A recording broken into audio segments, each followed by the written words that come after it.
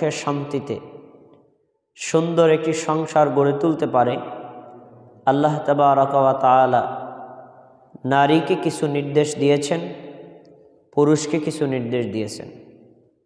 স্বামীর আলাদা কিছু দায়িত্ব কর্তব্য নির্ধারণ করেছেন, স্ত্রীর আলাদা কিছু দায়িত্ব কর্তব্য নির্ধারণ করেছেন।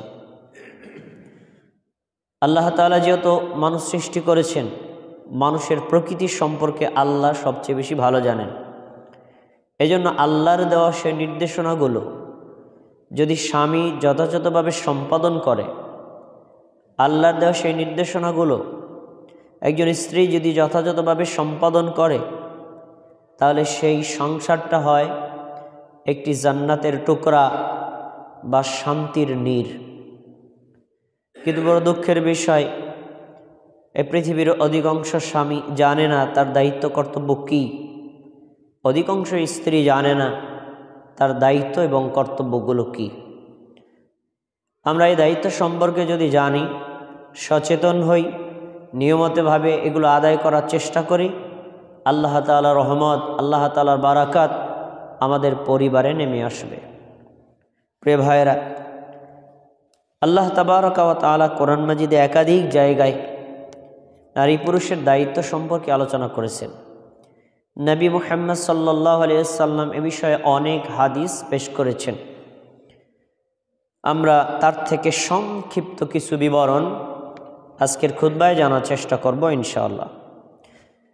প্রিয় ভাইয়েরা, আল্লাহ তাআলা সূরাতুল বাকারার 228 নম্বর আয়াতে বলেন, ওয়ালাহুন্না মিসলুল্লাযী আলাইহিন্না বিল মা'রুফ। একজন স্ত্রীর উপর একজন স্বামীর যেমন কিছু অধিকার রয়েছে, অনুরূপভাবে একজন স্বামীর উপর স্ত্রীরও কিছু ন্যায়সঙ্গত অধিকার আছে। তারপর বলেছেন, ওয়ালির রিজালি আলাইহিন্না দারাজাহ।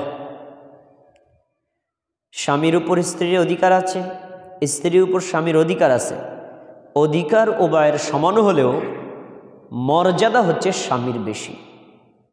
এ কথা কার? আল্লাহর। এরপর বলছেন, আল্লাহু আজিজুন হাকিম। আল্লাহ হচ্ছেন পরাক্রমশালী, আল্লাহ হচ্ছেন বিজ্ঞানময়।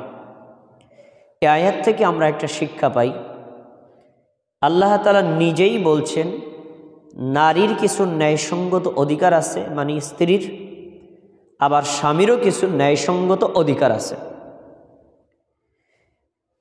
এই অধিকারগুলো সম্পর্কে স্বামীকে যেভাবে সচেতন হতে হবে, স্ত্রীকেও এভাবে সচেতন হতে হবে। সূরাতুল বাকারার 187 নম্বর আয়াতে আল্লাহ আবার বলছেন আলাদা কথা, হুন্না লিবাসুন লাকুম ওয়া আনতুম লিবাসুন লাহুন্না। শোনো পুরুষ জাতি, তোমাদের পোশাক হলো তোমাদের স্ত্রীরা। শোনো নারী জাতি, তোমাদের পোশাক হলো তোমাদের স্বামীরা। পোশাকবিহীনভাবে একজন মানুষ যেমন রাস্তাঘাটে বাইরে কখনো চলাফেরা করতে পারে না, অসম্ভব, ঠিক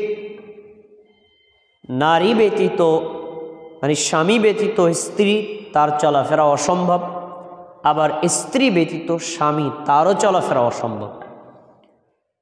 এজন্য স্বামী এবং স্ত্রী তারা একে অন্যের সম্পূরক, পরিপূরক, কখনোই সাংঘর্ষিক নয়। এজন্য আমাদের বাংলাদেশের জাতীয় কবি বলেছেন, নারী হচ্ছে পুরুষের অর্ধাঙ্গিনী, মানে পুরুষের অর্ধেক অঙ্গ। যদি স্বামী স্ত্রী থাকে তাহলে এই স্বামী পূর্ণ, যদি স্ত্রীর স্বামী থাকে তাহলে স্ত্রী পূর্ণ, আর যদি স্বামী স্ত্রীর না থাকে তাহলে তারা অপূর্ণ অঙ্গ মানুষ। তাহলে বোঝা যাচ্ছে যেহেতু আমরা একে অন্যের সম্পূরক, পরিপূরক, সহযোগী, আমাদেরকেও ঠিক ওই একইভাবে সহযোগিতামূলক আচরণ করতে হবে। এ বিষয়ে কার কি দায়িত্ব আল্লাহ তাআলা কোরআনের একাধিক জায়গায় উল্লেখ করেছেন। সূরা নিসা 34 নম্বর আয়াত। এই আয়াতে আল্লাহ তাআলা বলছেন, আর রিজালু কাওয়ামুনা আলান নিসাই। পুরুষ জাতি হচ্ছে নারী জাতির পরিচালক। পুরুষ জাতি হচ্ছে নারী জাতির দায়িত্বশীল, পুরুষ জাতি হচ্ছে নারীদের নেতৃত্বশীল। তার মানে একটি পরিবারে পুরুষ থাকবেন, স্বামী থাকবেন মূল দায়িত্বশীল, তিনি হলেন মূল কর্তা। আর একটি পরিবারের স্ত্রী হবেন তার কর্তৃত্বাধীন, স্বামীর নিয়ন্ত্রণাধীন। স্ত্রী হলেন কর্ত্রী।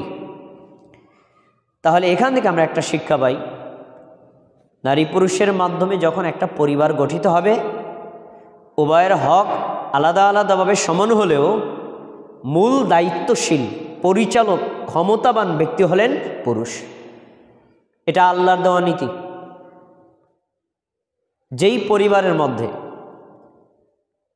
পুরুষ নারীর ভূমিকা পালন করে, নারী পুরুষের ভূমিকা পালন করে, মানে স্ত্রী পরমাত্মার স্বামীকে অবমূল্যায়ন করে, স্বামীর চাইতে অতিরঞ্জিত বাড়িয়ে নিজের পরিবারের বিভিন্ন কাজ সম্পাদন করে, দেখবেন এই পরিবারটা হলো মানে অশান্তির দাবানলে পরিপূর্ণ। এজন্য কখনোই স্বামীকে স্ত্রীর মতো নিয়ন্ত্রণ করতে হওয়া যাবে না, আবার কোনো স্ত্রীকে আগ বাড়িয়ে স্বামীর উপর কর্তৃত্ব করা যাবে না, করলে সে পরিবারে অশান্তি নেমে আসবে। তারপরে এই যে পুরুষ যে নারী জাতির উপর দায়িত্বশীল কর্তা পরিচালক, কেন আল্লাহ নিজে বলছেন বিমা ফাদ্দালাল্লাহু বা'দাহুম আলা বা'দ, কেন আল্লাহ নিজে নারী জাতির উপর পুরুষ জাতিকে মর্যাদা দিয়েছেন। দেখেন আমরা আপনি কে সৃষ্টি হইনি, আল্লাহ আমাদেরকে সৃষ্টি করেছেন, সৃষ্টির পাশাপাশি আমাদের কিছু গুণ দিয়েছেন। পুরুষদের গুণই হচ্ছে নেতৃত্ব করা, আর নারীদের গুণই হচ্ছে নিয়ন্ত্রিত হওয়া। আর এটাই বাস্তব।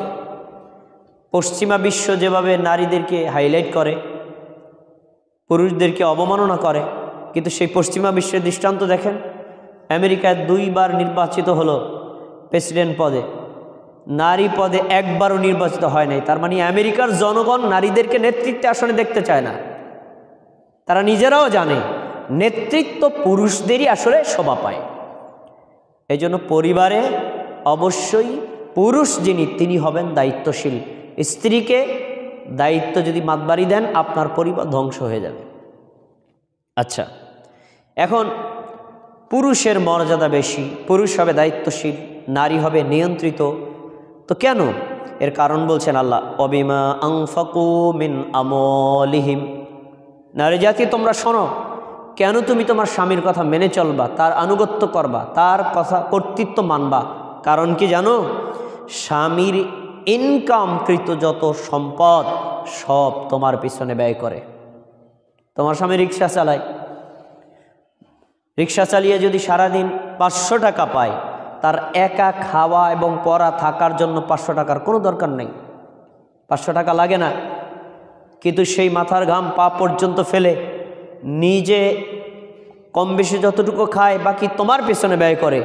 তোমার থাকার জায়গা, তোমার খাবারের ব্যবস্থা, তোমার স্থানের ব্যবস্থা, তোমার চিকিৎসার ব্যবস্থা, তোমার নিরাপত্তার ব্যবস্থা, তোমার সার্বিক দেখাশোনার দায়িত্বে যে স্বামী নেয়, এজন্যই আল্লাহ বলেছেন এই স্বামী হলো তোমার উপর কর্তৃত্বশীল। কিন্তু বড় দুঃখের বিষয়, এই স্বামীর স্ত্রীর উপর এত অবদান থাকা সত্ত্বেও পৃথিবীর অধিকাংশ স্ত্রী স্বামীর ব্যাপারে অকৃতজ্ঞ। এটাও আছে হাদিসে, সামনে আসবে কথাগুলো। তাহলে এখান থেকে আমরা পেলাম যে পুরুষদের মর্যাদা বেশি, পুরুষরা হলেন দায়িত্বশীল। কেন? পুরুষরা স্ত্রীর পিছনে অর্থ ব্যয় করে। এবার পুরুষের এত অবদানের পরে নারীদের দায়িত্ব সম্পর্কে আল্লাহ বলছেন ফাসসলিহাতু, যারা ধার্মিক নারী, যারা নেককার নারী, যারা ইবাদতকারিণী, যারা আল্লাহর অনুগতশীলা নারী, তারা কি গুণের হয়? কনিতাতুন, স্বামীর অনুগত হয়ে চলে। স্বামী যা বলে তা সে মানে, স্বামী যা করতে বলে তা সে করে, স্বামী যা নিষেধ করে তা সে বর্জন করে। স্বামীর আদেশ নিষেধকে পুঙ্খানুপুঙ্খ ফলো করে, তারাই হচ্ছে আসলে আদর্শ স্ত্রী, আদর্শ নারী। পরের গুণ বলছেন হাফিজাতুল লিল গায়বি বিমা হাফিজাল্লাহ,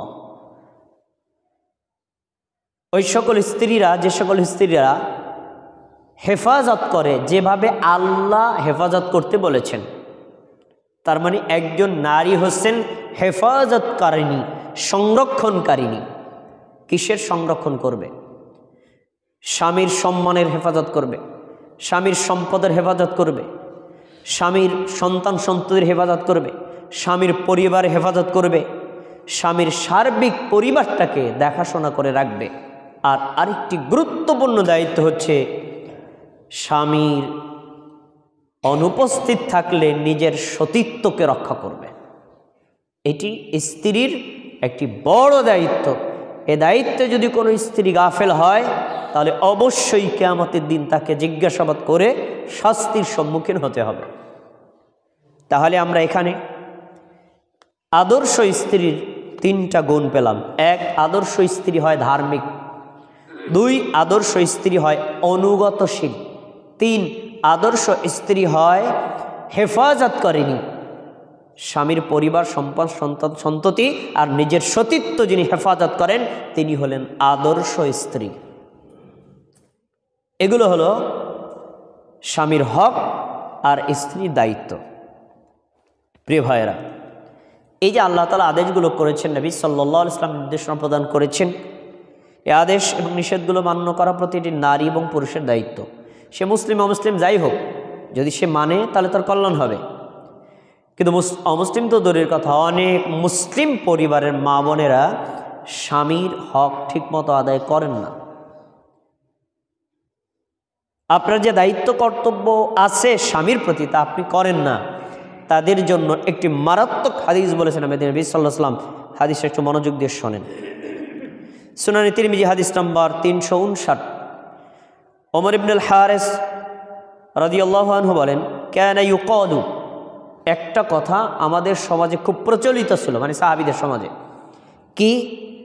আশাদ্দুন নাসি আযাবাই ইয়াউমাল কিয়ামাতি ইমরাআতান আসাদ যাওজাহা।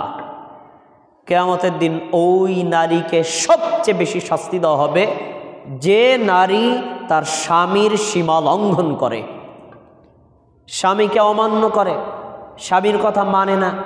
স্বামী বলে ডানে, সে যায় বামে, স্বামী বলে বামে, সে যায় ডানে, স্বামী যা বলে তার উল্টা করে, উল্টা চলে, স্বামীর কথা মান্য করে না, স্বামীর অনুগত না। এই নারীকে কিয়ামতের দিন সবচেয়ে বেশি শাস্তি দেওয়া হবে। এখন মা বোন, আপনি সিদ্ধান্ত নেবেন কিয়ামতের দিন আপনি কি কঠিন শাস্তির সম্মুখীন হতে চান? যদি আপনার পক্ষ থেকে না উত্তর হয় তাহলে আজ থেকে আপনার এই কুচরিত্র বর্জন করে স্বামীর কথা মেনে চলতে হবে। প্রিয় ভাইয়েরা, একটু আগে যে কথা বললাম, একটা পরিবার গঠিত হয় প্রথমে একজন স্বামী একজন স্ত্রীর মাধ্যমে। যখনই নতুন একটি পরিবার শুরু হলো, স্বামীর কিছু দায়িত্ব আছে আলাদা, পুরুষের কিছু দায়িত্ব আছে, মানে স্ত্রীর কিছু দায়িত্ব আছে আলাদা। কিয়ামতের দিন আল্লাহ তাআলা প্রত্যেক স্বামীকে ডেকে জিজ্ঞেস করবেন, তুমি তোমার স্ত্রীর হকগুলো আদায় করেছো কিনা? না করলে শাস্তি। আর প্রতিটি স্ত্রীকে জিজ্ঞেস করা হবে, তুমি তোমার স্বামীর হক আদায় করেছো কিনা? না করলেই শাস্তি। এ বিষয়ে স্পষ্ট বুখারীর হাদিস। নবী সাল্লাল্লাহু আলাইহি ওয়াসাল্লাম বলছেন, কুল্লুকুম রাঈন ওয়া কুল্লুকুম মাসউলুন আর রাঈয়াতি। জেনে রাখো, তোমরা সবাই দায়িত্বশীল, তোমাদের প্রত্যেককে দায়িত্ব সম্পর্কে জিজ্ঞেস করা হবে, কেউ মুক্ত না। বর্তমান বাংলাদেশের প্রধান দায়িত্বে আছেন ডক্টর মোহাম্মদ ইউনূস, তাকে পুরো বাংলাদেশ সম্পর্কে জিজ্ঞেস করা হবে। অনুরূপভাবে যারা একটি আসনের দায়িত্বে আছেন তাকে আসন সম্পর্কে জিজ্ঞেস করা হবে। যিনি একটি ইউনিয়নের দায়িত্বে আছেন তাকে ইউনিয়ন সম্পর্কে জিজ্ঞেস করা হবে। অনুরূপভাবে ছোট হতে হতে একটি পরিবারে 2 জন দায়িত্বশীল থাকে, পুরুষ, তাকে তার দায়িত্ব সম্পর্কে জিজ্ঞেস করা হবে, আর নারী তার দায়িত্ব সম্পর্কে জিজ্ঞেস করা হবে। এ বিষয়ে হাদিসটা স্পষ্ট। তিনি বলছেন, ওয়াল মারআতু রাইয়াতুন আলা বাইতি যাওজিহা ওয়া ওয়ালাদিহি। প্রত্যেক স্ত্রীকে জিজ্ঞেস করা হবে, তোমার নিয়ন্ত্রণে রেখে তোমার স্বামী বিদেশ চলে গিয়েছিল, প্রতি মাসে লক্ষ লক্ষ টাকা তোমাকে দিয়েছে, ইচ্ছামতো ডাইনেভাবে ভাঙছ, কিন্তু স্বামীর পরিবারের দেখাশোনা করো নাই, দায়িত্ব ঠিকমতো সম্পাদন করো নাই, তার সন্তানকে আদর্শ বানাও নাই, নিজের সতীত্ব রক্ষা করো নাই, তাহলে আজকে তোমাকে এজন্য শাস্তির সম্মুখীন হতে হবে। এজন্য স্বামীকে তার দায়িত্ব সম্পর্কে জিজ্ঞাসা করা হবে, দায়িত্ব অবহেলা পেলে তাকে শাস্তি দেওয়া হবে। স্ত্রীকে তার দায়িত্ব সম্পর্কে জিজ্ঞেস করা হবে, দায়িত্ব অবহেলা পেলে তাকে শাস্তি দেওয়া হবে। তাহলে বোঝা যাচ্ছে একজন নারী অবশ্যই গুরুত্বপূর্ণ দায়িত্বে আছেন, তাকে দায়িত্ব সম্পর্কে সচেতন থাকতে হবে, স্বামীর কথাগুলো মেনে চলা এবং তার হক আদায় করা সম্পর্কে। প্রিয় ভাইরা, এবার স্ত্রীর আরেকটি দায়িত্ব হচ্ছে স্বামীকে ভালোবাসা এবং তাকে শান্তি দেওয়া, কখনো অশান্তি দেওয়া, কষ্ট দেওয়া যাবে না। এ বিষয়ে সূরা রোমের 21 নম্বর আয়াতে আল্লাহ বলছেন, ওয়ামিন আয়াতিহি আন খালাকা লাকুম মিন আনফুসিকুম আজওয়াজা। আল্লাহ যে আছেন, আল্লাহ যে সত্যি স্রষ্টা, আল্লাহর অস্তিত্ব যে সঠিক, তার হাজারো কোটি নিদর্শন পৃথিবীতে আছে। তার ভিতরে একটি নিদর্শন হচ্ছে আল্লাহ তোমাদের থেকে তোমাদের স্ত্রীদেরকে সৃষ্টি করেছেন। যেমন আমাদের আদি পিতা হলেন আদম আলাইহিস সালাতু ওয়াস সালাম, আল্লাহ তাকে সৃষ্টি করেছেন কাদামাটি থেকে, তারপরে তার ভিতরে রূহ দিয়েছেন, তিনি একটি পূর্ণাঙ্গ মানুষে পরিণত হলেন। অতঃপর আল্লাহ রাব্বুল আলামিন এই আদম আলাইহিস সালাতু ওয়াস সালামের বাম পাজরের বাঁকা হাড় থেকে তার স্ত্রী হাওয়া আলাইহিস সালামকে সৃষ্টি করেছেন। তারপরে দুইজনের মধ্যে সংসার গঠিত হলো। এরপরে তারই ধারাবাহিক পরিক্রমায় আমরা এই পৃথিবীতে মানুষ ছড়িয়ে ছিটিয়ে আছি। তাহলে স্বামী থেকে সৃষ্টি করা হলো কাকে? স্ত্রীকে। আল্লাহ তাআলা বলছেন, ওয়ামিন আয়াতিহি আন খালাকা লাকুম মিন আনফুসিকুম আজওয়াজান। এটা আল্লাহর একটি নিদর্শন, আল্লাহ যে আছেন এর প্রমাণ, স্বামী থেকে আল্লাহ সৃষ্টি করেছেন তার স্ত্রীকে। তাতে কি হয়েছে? আল্লাহ তাআলা আদম আলাইহিস সালামকে কাদামাটি থেকে সৃষ্টি করেছেন, হাওয়াকেও তো আলাদা আবার কাদামাটি নিয়ে বানাতে পারতেন। তো ওই কাদামাটি দিয়ে না বানাইয়া আদম আলাইহিস সালামের হাড় থেকে বানালেন কেন? কেন বানিয়েছেন? সামনে আল্লাহ বলছেন কেন জানো? লিতাসকুনু ইলাইহা, তোমাদের স্ত্রীদেরকে আমি সৃষ্টি করেছি তোমরা যেন তোমাদের স্ত্রীর কাছে শান্তি পাও। তাহলে শান্তির নীড়, শান্তির জায়গা, শান্তির আবাসন হলো স্ত্রী। যেই স্ত্রী তার স্বামীকে অশান্তি দেয় সে আদর্শ স্ত্রী কখনো হতে পারে না। এটা আল্লাহর কথা। তারপর বলছেন ওয়াজআলা বাইনাকুম মাওয়াদ্দাতাও ওয়া রাহমাহ, আল্লাহ তাআলা তোমাদের পরস্পরের মধ্যে স্বামীর প্রতি স্ত্রীর, স্ত্রীর প্রতি স্বামীর পরস্পর দয়া, মায়া, ভালোবাসা, আকর্ষণ, টান, এগুলো যে সৃষ্টি করেছেন এইটাই প্রমাণ যে আল্লাহ আছেন। প্রিয় ভাইয়েরা, একটু আগে যেটা বললাম, আদম আলাইহিস সালামের হাড় থেকে হাওয়া আলাইহিস সালামকে কেন সৃষ্টি করেছেন? কারণ হাওয়া আলাইহিস সালাম হলেন আদম আলাইহিস সালামেরই একটা অংশ, আর নিজ অংশের প্রতি মানুষের ভালোবাসা থাকে। এ কারণেই পৃথিবীতে যত নারী আর পুরুষ আছে, প্রতিটি নারী পুরুষের মধ্যে আল্লাহ এই প্রবণতা দিয়ে সৃষ্টি করেছেন। স্বাভাবিকভাবে স্ত্রী তার স্বামীকে ভালোবাসে, তার প্রতি আকর্ষণ থাকে, তার প্রতি টান থাকে, আর স্বামীর প্রতি অনুরূপভাবে স্ত্রীর টান থাকে, স্ত্রীর প্রতি স্বামীর টান থাকে। এটা আল্লাহর সৃষ্টি। দেখবেন এরকম মাঝে মাঝে ঘটনা ঘটে। একজন ব্যক্তি প্রবাসে আছেন, তো পারিবারিকভাবে তার বাবা মা একটা কন্যা দেখেছেন, অতঃপর পারিবারিকভাবে বিয়ে হয়েছে, কিন্তু ছেলেটা বিদেশে, ফোনে বিয়ে হয়েছে। তো দুর্ঘটনাবশত বিয়ের 1 মাস পরে ছেলেটা অ্যাক্সিডেন্টে মারা গেছে, বিদেশ থাকতেই। খুব মনোযোগ দিয়ে শোনেন, মারা গেছে। এই দেখেন, এই স্ত্রীর সাথে তার কখনো সাক্ষাৎ হয়নি, কখনো একাত্রে থাকা হয়নি, এক ঘরে বসবাস করা হয়নি, মানে পরস্পরের সাথে কখনো সাক্ষাৎই হয়নি, শুধু ওই ফোনে বিয়ে। 1 মাস পর বা 1 সপ্তাহ পর বা 1 দিন পরেই যদি এই স্ত্রী শোনে তার স্বামী বিদেশে মারা গেছেন, সে কি কষ্ট পাবে না শান্তি পাবে বলেন? তার চোখ দিয়ে পানি বের হয়ে আসবে, অথচ একদিনও দেখা হয়নি। তাহলে এই যে দয়া, এই যে মায়া, এই যে চোখ দিয়ে পানি বের হলো কেন? এটা আল্লাহর সৃষ্টি। আল্লাহ যে আছেন তার প্রমাণ। তাহলে এই যে স্বামী এবং স্ত্রী এই উভয়ের মাধ্যমে সংসার গঠিত হওয়া, পরস্পর একে অন্যের প্রতি ভালোবাসার টান আকর্ষণ, এটা আল্লাহর সৃষ্টি। অতএব এই সৃষ্টির বাইরে গেলেই হবে অশান্তি। এজন্য প্রতিটি স্ত্রীর উচিত স্বামীকে শান্তি দেওয়া, স্বামীকে ভালোবাসা, স্বামীর কথাগুলোকে মেনে চলা। এটা আল্লাহর একটি নিদর্শন। এবার স্ত্রীর আরও কিছু দায়িত্ব আছে। স্বামীর অনুমতি ছাড়া কোনো পুরুষকে নিজের ঘরে প্রবেশ করতে দেওয়া যাবে না। স্বামী যদি অনুপস্থিত থাকে কখনোই নিজের ঘরে পর পুরুষকে ঢুকতে দেওয়া যাবে না। এটা স্বামীর হক। এই হকে যারা সীমা লঙ্ঘন করে কিয়ামতের দিন তাকে শাস্তি দেওয়া হবে। হাদিস দেখেন, সহিহ বুখারী হাদিস নম্বর 5195, আবু হুরায়রা রাদিয়াল্লাহু তাআলা আনহু বলেছেন, নবী সাল্লাল্লাহু আলাইহি ওয়াসাল্লাম বলেছেন, ওয়ালা তাআযানা ফি বাইতিহি ইল্লা বিইযনি। কোন স্ত্রীর জন্য হালাল নয় যে তার স্বামীর অনুমতি ছাড়া নিজের ঘরে পর পুরুষকে ঢুকতে দিবে। এটা স্বামীর হক। যে স্বামী আপনাকে বিয়ে করেছেন, আপনাকে মোহর দিয়েছেন, আপনার চিকিৎসা দায়িত্ব নিয়েছেন, আপনার নিরাপত্তার দায়িত্ব নিয়েছেন, আপনাকে আবাসনের ব্যবস্থা করেছেন, আপনাকে থাকার ঘর তৈরি করে দিয়েছেন, আপনি নেমক হারামের মতো সেই ঘরে স্বামী ব্যতীত অন্য কাউকে ঢুকতে দিবেন, ইসলাম এটাকে কখনো অ্যালাউ করে না। এজন্য প্রতিটি স্ত্রীকে এ বিষয়ে সতর্ক আর সজাগ থাকতে হবে। আর এই হাদিসটা অমান্য করার কারণেই বর্তমানে বাংলাদেশে পরকীয়া, অন্যায়, মারাত্মক অপরাধ বেশি বেশি হচ্ছে। প্রিয় ভাই, এবার স্বামীর আরেকটি হক স্ত্রীর প্রতি, স্বামীর অনুমতি ছাড়া নফল সিয়াম বা নফল রোজা রাখা যাবে না। রমজানের রোজা এটা তো ফরজ, এর জন্য কারো অনুমতির দরকার নেই।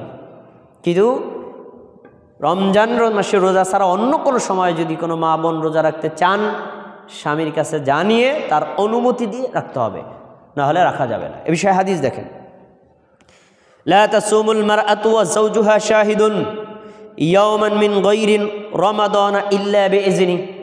রমজান মাস ব্যতীত অন্য কোনো সময় স্বামী যদি নিজের বাড়িতে থাকে, স্বামীর অনুমতি ছাড়া নফল রোজা রাখা কোনো স্ত্রীর জন্য হালাল না। রাখলেও নেকি পাবে না। এখান থেকে একটা শিক্ষা আমাদের মা বোনদের নেওয়া দরকার। ভাই, রোজা রাখা এটা কি খারাপ না ভালো বলেন? রোজা রাখলে নেকি হবে না গুনাহ হবে? নেকি হবে। আর নফল রোজা রাখা এটা তো ভালো, কিন্তু দেখেন ভালো কাজ, নেকির কাজ, আল্লাহর সন্তুষ্টির কাজ, কিন্তু স্বামীর অনুমতি নেই, এজন্য নেকিও নেই। তাহলে নফল ইবাদতের চাইতে স্বামীর কথা মানা বেশি নেকি, এটা অনেক মা বোন বোঝে না। এটা একটা হক। তারপরে স্বামীর আরেকটি হচ্ছে রান্নায় ব্যস্ত থাকলেও স্বামী যদি ডাকে সাথে সাথে তার ডাকে সাড়া দেওয়া। আমরা অনেক সময় এমন আছি, স্ত্রী রান্নায় ব্যস্ত, আমি বলছি একটা জিনিস দিয়ে দাও, এদিকে 800 এটা দরকার, আরে দেখতেছো না আমি রান্না করতেছি, নিয়ে এলো। এরকম জারি দেয় নাকি দেয় না? হাদিস দেখেন, তিরমিজি হাদিস নম্বর 1160, আনতাল ইবনে আলীন ক্বালা রাসূলুল্লাহ সাল্লাল্লাহু আলাইহি ওয়াসাল্লাম, রাসূল সাল্লাল্লাহু আলাইহি ওয়াসাল্লাম বলছেন, ইযা দা'আর রাজুলু যাওজাতুহু লিহাজাতিন, যখন কোনো স্বামী তার প্রয়োজনে তার স্ত্রীকে ডাকে, ফালতাতি, তাৎক্ষণিক যেন সে আসে, ডাকলে তখনই আসতে হবে। ওয়াইন কানাত আলা তান্নুর, যদিও সে রান্নাঘরে রান্নায় ব্যস্ত আছে। দেখেন একেবারে হাদিসে স্পষ্ট যে মা বোন যদি রান্নার কাজে, রান্না একটা জরুরি কাজ, পারিবারিক প্রয়োজনীয় কাজ, এবং অনেক সময় এমন হতে পারে স্বামী ডাকছে, মনে করেন রান্না রেখে আসছে, রান্নাঘরে আগুনও ধরে যেতে পারে, মানে উদাহরণস্বরূপ বলছি আর কি। তো যদি আগুন ধরে ধরুক, কিন্তু স্বামী ডাকছে যেতে হবে। কত বড় গুরুত্বপূর্ণ কথা রাসূলুল্লাহ সাল্লাল্লাহু আলাইহি ওয়াসাল্লাম স্ত্রীদেরকে বলেছেন। তাহলে স্বামীর ডাকে সাড়া দেওয়া, স্বামীর কথা মেনে চলা, স্বামীর আদেশ নিষেধ মান্য করা, এটা স্ত্রীর একটি ফরজ দায়িত্ব। নামাজ পড়া যেমন ফরজ, তার আনুগত্য করা, তার কথা মেনে চলা ঠিক একই রকম ফরজ। এরপরে কোনো মহিলা যদি স্বামী তাকে তার বিছানায় ডাকে, সে যেতে অস্বীকার করে, না যায়, তাহলে তার মারাত্মক পাপ হবে, কঠিন সে গুনাহগার হবে। এ বিষয়ে 3টি হাদিস আপনাদেরকে আমি শোনাবো। সহিহ বুখারী হাদিস নাম্বার 5193, রাসূল সাল্লাল্লাহু আলাইহি ওয়াসাল্লাম বলছেন, ইযা দাআর রাজুলু ইমরাতাহু ইলা ফিরাশি ফালাম তা'তি। কোনো স্বামী যদি তার স্ত্রীকে বিছানায় ডাকে, যে বিছানায় শুইতে ডাকে, যদি সে না আসে, আসলো না, মানুষ আমার কথা শুনলো না, কি হয়?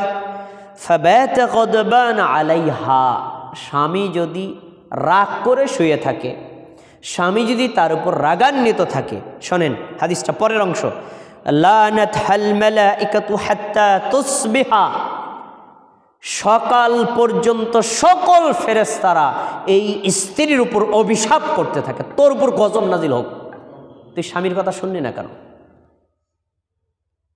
তাকে সকল ফেরেশতাদের অভিশাপ তার উপর পতিত হয়। পরের হাদিস সহিহ মুসলিম 3611, নবী সাল্লাল্লাহু আলাইহি ওয়াসাল্লাম বলেছেন, ইযা বাতাতিল মারআতু হাজিরাতান ফিরাশিন যাওজিহা, কোন স্ত্রী যদি স্বামীর সাথে ঝগড়া করে, রাগ করে, নিজের স্বামীর সাথে একই বিছানায় না ঘুমিয়ে অন্য বিছানায় ঘুমায়, অন্য কক্ষে ঘুমায়, বা অন্য কোথাও চলে যায়, তার সাথে না থাকে, রাগ করে, তাহলে লাআনাতহাল মালাইকাতু হাত্তা তুসবিহা, সকাল পর্যন্ত ওই নারীর উপর ফেরেশতারা লানত করতে থাকে। আরেকটি হাদিস শোনেন, সুনান তিরমিজি হাদিস নাম্বার 358, আনাস রাদিয়াল্লাহু তাআলা আনহু বলেন, লাআনা রাসূলুল্লাহ সাল্লাল্লাহু আলাইহি সাল্লাম, নবী সাল্লাল্লাহু আলাইহি সাল্লাম ওই নারীদেরকে অভিশাপ করেছেন, ওমরাআতুন বাতাত ওয়া যাওজিহা আলাইহা সাখিতুন, যে স্ত্রীর উপর স্বামী অসন্তুষ্ট, ওই স্ত্রীর উপর আল্লাহর নবী অভিশাপ করেছেন। তাহলে আমরা এখান থেকে পেলাম, স্বামী যদি অসন্তুষ্ট থাকে ফেরেশতাদের অভিশাপ পাওয়া যায়, স্বামী যদি অসন্তুষ্ট থাকে নবী সাল্লাল্লাহু আলাইহি ওয়াসাল্লামের অভিশাপ পেতে হয়, আর স্বামী যদি অসন্তুষ্ট থাকে তাহলে অবশ্যই আল্লাহর অভিশাপও তার উপর পতিত হয়। এজন্য আল্লাহর সন্তুষ্টি চান, আখেরাতে কল্যাণ চান, নবীর সন্তুষ্টি চান, তাহলে আপনাকে স্বামীর কথা মেনে চলতে হবে, স্বামীকে সন্তুষ্ট করতে হবে, এটাই আল্লাহর নির্দেশ, ইসলামের নির্দেশ। আরও চমৎকার কথা এসেছে হাদিসে, স্বামীর অসন্তুষ্টিতে আল্লাহ অসন্তুষ্টি, আর স্বামীর সন্তুষ্টিতে আল্লাহ সন্তুষ্টি। আমি হাদিসটা শোনাচ্ছি, দেখেন, মুসনাদ আহমদ হাদিস নম্বর 3613, রাসূলুল্লাহ সাল্লাল্লাহু আলাইহি ওয়াসাল্লাম বলছেন, ওয়াল্লাযী নাফসি বিয়াদিহি, ওই আল্লাহর কসম করে বলছি যে আল্লাহর হাতে আমার জীবন, মা মিন রাজুলিন ইয়াদউ ইমরাআতাহু ইলা ফিরাশিহা ফাতাবা আলাইহি, কোনো স্বামী যদি তার স্ত্রীকে বিছানায় ডাকে, স্ত্রী যদি বিছানায় না যায়, ইল্লা কানাল্লাযী ফিস সামাই সাকিতান আলাইহা হাত্তা ইয়ারদা আনহা, যতক্ষণ পর্যন্ত ওই স্বামী স্ত্রীর উপর অসন্তুষ্ট, ততক্ষণ পর্যন্ত আসমানে যিনি আছেন তিনিও তার উপর অসন্তুষ্ট। একটা প্রশ্ন আপনাদেরকে বলি, আসমানের উপর কে আছেন? আসমানের উপর কে আছেন? এই হাদিস প্রমাণ করে আল্লাহ আছেন আসমানে। এই হাদিস হুজুররা পড়ে, তারপরে হুজুররা কয় আল্লাহ আছে মুমিনের কলবে। এই হাদিস হুজুররা পড়ে, আবার কয় আল্লাহ আছে সব জায়গায়। অথচ স্পষ্ট হাদিস, যদি স্বামী স্ত্রীর উপর অসন্তুষ্ট হয় তাহলে ওই স্ত্রীর উপর আসমানে যিনি আছেন মানে আল্লাহ তার উপর অসন্তুষ্ট। প্রিয় ভাইয়েরা, এখান থেকে পাওয়া গেল স্বামীর সন্তুষ্টিতে আল্লাহ সন্তুষ্ট, স্বামীর অসন্তুষ্টিতে আল্লাহ অসন্তুষ্ট, আর আল্লাহকে অসন্তুষ্ট করে জান্নাত এটি নেভার, অসম্ভব, কখনোই সম্ভব নয়। তাই কষ্ট হলেও প্রতিটি স্ত্রীকে স্বামীর কথা মেনে চলতে হবে, তার সন্তুষ্টি রক্ষার সর্বোচ্চ চেষ্টা করতে হবে। এটা স্ত্রীর দায়িত্ব, স্বামীর অধিকার। তারপরে যদি কোনো স্ত্রী তার স্বামীকে কষ্ট দেয়, এই স্বামী যদি নেককার স্বামী হয় তাহলে অবশ্যই তিনি জান্নাতে যাবেন। আর জান্নাতে গেলে তো তিনি 70টা হুর পাবেন। দুনিয়াতে স্বামীকে কষ্ট দিলে ওই জান্নাতি হুররা এই দুনিয়ার স্ত্রীকে অভিশাপ দেয়। হাদিস দেখেন, নবী সাল্লাল্লাহু আলাইহি ওয়াসাল্লাম বলেছেন, লা তুজি ইমরাআতুন যাওজাহা ফিদ দুনিয়া ইল্লা ক্বালাত যাওজাতুহু মিনাল হুরিল আইন। পৃথিবীতে কোনো স্ত্রী যদি তার স্বামীকে কষ্ট দেয়, তাকে অসন্তুষ্ট করে, তাকে রাগান্বিত করে, তাহলে জান্নাতের হুররা বলতে থাকে, লা তুজিহি ক্বাতালিকিল্লাহ, তুই তাকে কষ্ট দিস না, আল্লাহর অভিশাপ তোর উপর পতিত হবে। ক্বাতালিকিল্লাহ, তুই ধ্বংস হয়ে যাবি। ফাইন্নামা হুয়া ইনদাকি দাখিলুন ইউশিকু আইয়ুফারিকুকি ইলাইনা।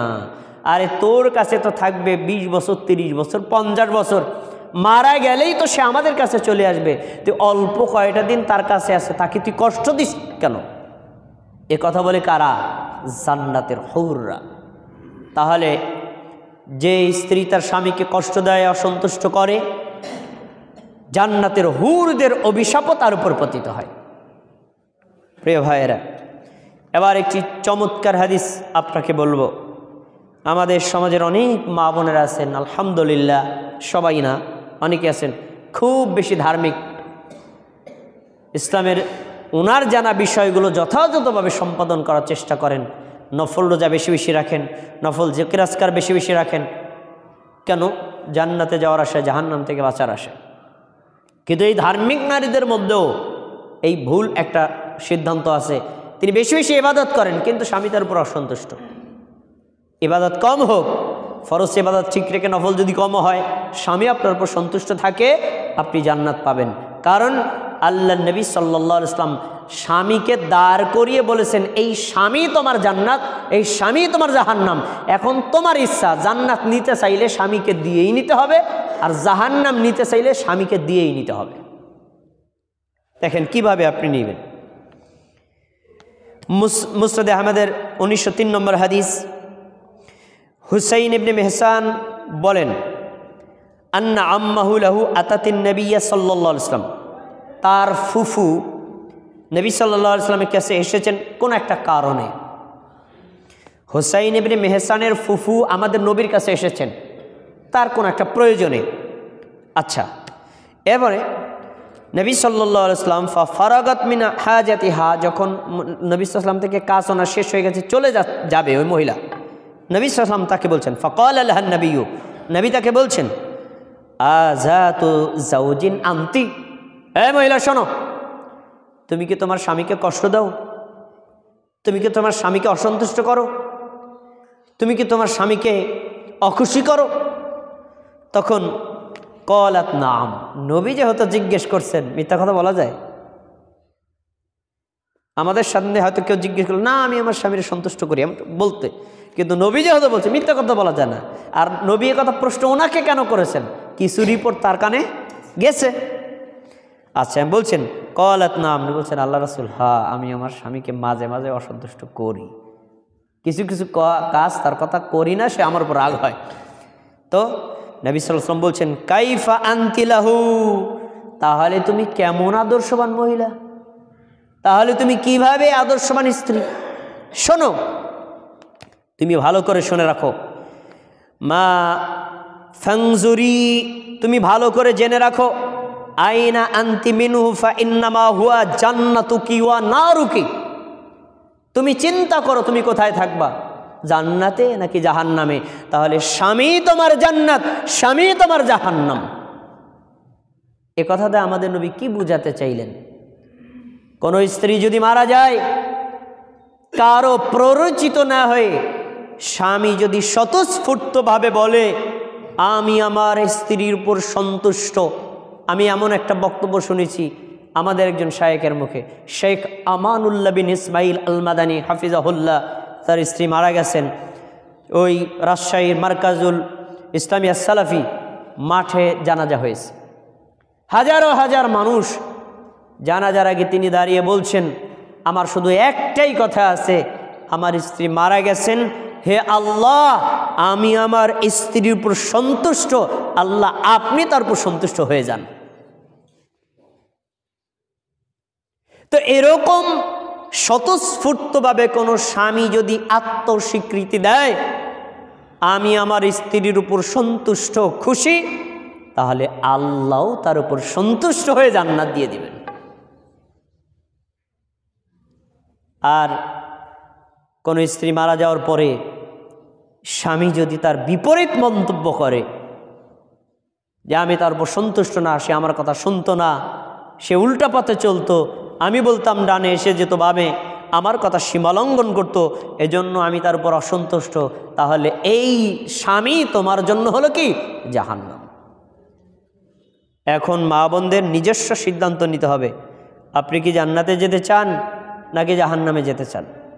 আপনি জান্নাতে যেতে চাইলে আপনাকে স্বামীকে নিয়েই জান্নাতে যেতে হবে, তার সন্তুষ্ট করে, তার খেদমত করে, তার আনুগত্য করে, তার খুশি নিয়ে তারপর জান্নাতে যাবেন, আর না হলে উল্টা।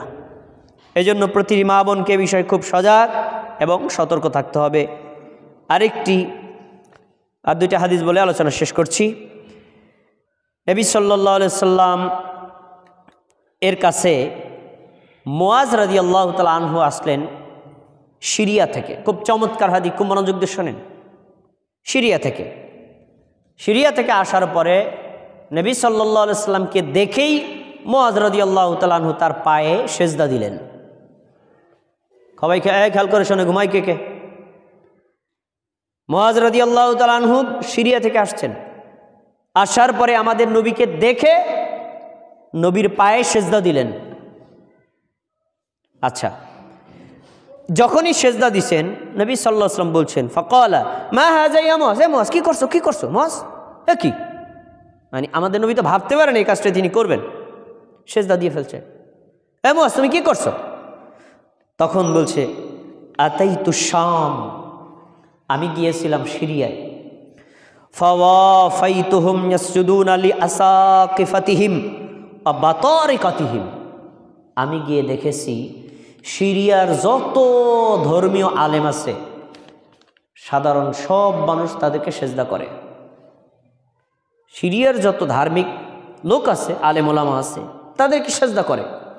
আচ্ছা, আর সিরিয়ায় যত রাজা বাদশাহ আছে, প্রজারা ওই প্রাসাদে ঢুকলে তাকে সেজদা করে।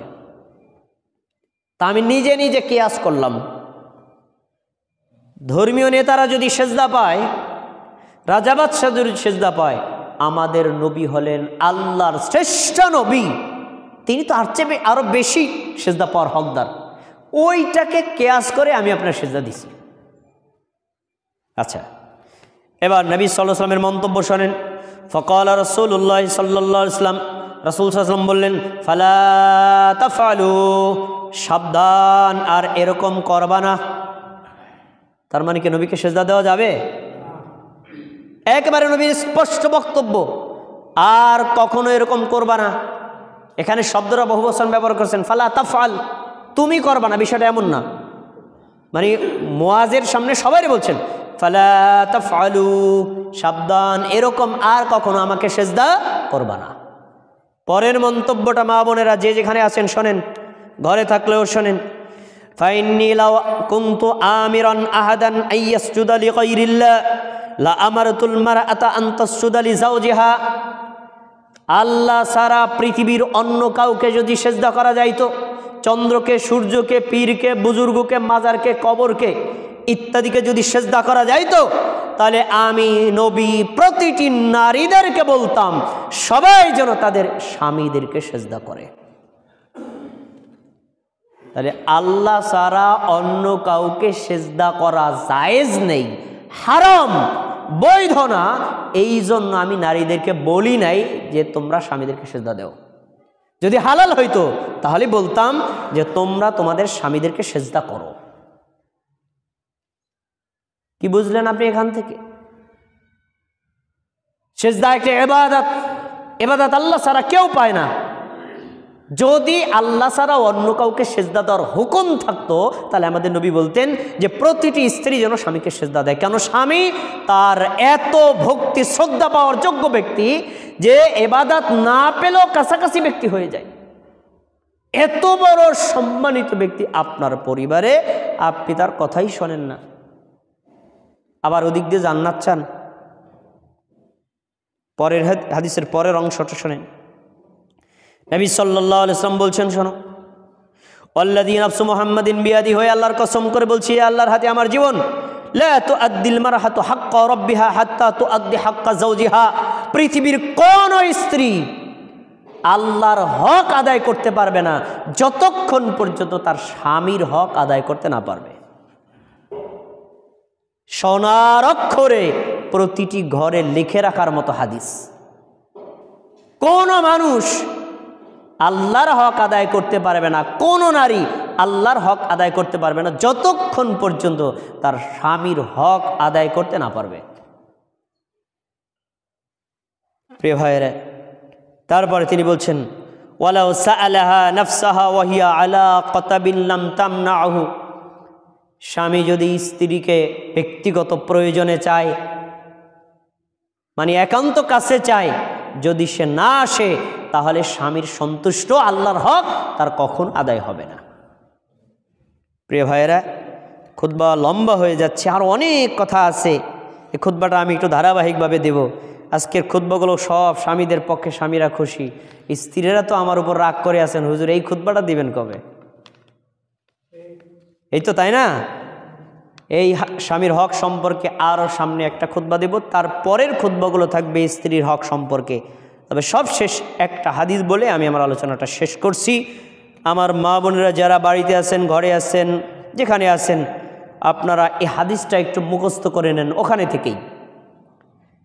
মুসনাদে আমাদের হাদিস, আব্দুর রহমান ইবনে আওফ রাদিয়াল্লাহু তাআলা আনহু বলেন, নবী সাল্লাল্লাহু আলাইহি ওয়াসাল্লাম বলছেন, ইযা সাল্লাতিল মারআতু খামসাহা, কোন নারী যদি 5 ওয়াক্ত নামাজ পড়ে, খুব খেয়াল করে শোনেন, 5 ওয়াক্ত নামাজ পড়ে, 1 নম্বর কাজ। অসামাত শাহরাহা, রমজান মাসের রোজা রাখে, 2 নম্বর কাজ। 3 নম্বর, ওয়া হাসুনাত ফারজাহা, নিজের লজ্জাস্থানের হেফাজত করে, স্বামী ব্যতীত পৃথিবীর কাউকে ব্যবহার করতে দেয় না, মানে সে সতীত্বকে রক্ষা করে। 2। 3 নম্বর গেল। 4 নম্বর, ওয়া আতাআত বালাহা, স্বামীর কথা মেনে চলে, স্বামীর আনুগত্য করে, স্বামীকে সন্তুষ্ট করে। এই 4টা কাজ যে করে, কিয়ামতের দিন আল্লাহ তাআলা এই স্ত্রীকে, এই মাকে, এই বোনকে স্বাধীনতা দিবেন। দাখালাতিল জান্নাতিল সাবআতি শাআত, তোমার জন্য জান্নাতের 8টা দরজা খুলে দিলাম, তোমার যেই দরজা ভালো লাগে ওই দরজা দিয়েই তুমি জান্নাতে ঢুকতে পারো। সুবহানাল্লাহ। নারীদের জন্য চমৎকার অফার, এই অফার পুরুষদের জন্য নাই। জান্নাতে যেতে চাইলে 4টা কাজ করতে হবে। আপনারা একটু মুখ দিয়ে বলেন, 5 ওয়াক্ত নামাজ, বলেন কি? 5 ওয়াক্ত নামাজ, রমজান মাসের রোজা, লজ্জাস্থানের হেফাজত, আর স্বামীর আনুগত্য। এই 4 কাজ করলে জান্নাতের 8টা দরজা খুলে দেওয়া হবে। এই মা বোন যেই দরজা তার ভালো লাগে ওই দরজা দিয়েই জান্নাতে ঢুকতে পারবে। সহজ কাজ, 4 দফা কর্মসূচি। পুরুষদের জন্য এই 4 কাজে করলে জান্নাত, আছে কোনো হাদিস? নেই। তো এই হাদিসটা মুখস্থ করবে কারা? শুধু নারীরা, পুরুষদের জন্য না, তাই না? দেখেন, এই 4টার 3টা আপনারও আছে। 5 ওয়াক্ত নামাজ কি শুধু নারীরা পড়বে, পুরুষরা পড়বে না? রমজান মাসের রোজা নারীরা পড়বে, পুরুষরা রাখবে না? তারপরে আপনার লজ্জাস্থানের হেফাজত শুধু নারীরা করবে, আপনি করবেন না? আপনারও তো দায়িত্ব। 4র্থ দায়িত্বটা ঘুরবে, স্বামী আনুগত্য করবে স্ত্রী, আর স্ত্রীর হকগুলো আদায় করবেন স্বামী। প্রিয় ভাইয়েরা, আজকের এই খুতবা আমরা এখানে শেষ করি। আজকের এই খুতবায় আমরা স্বামীর হক সম্পর্কে যে কথাগুলো জানতে পেরেছি, আল্লাহ তাআলা আমাদের মা, আমাদের বোন, আমাদের কন্যা, আমাদের স্ত্রীদেরকে যথাযথভাবে তা আদায় করার তৌফিক দান করুন।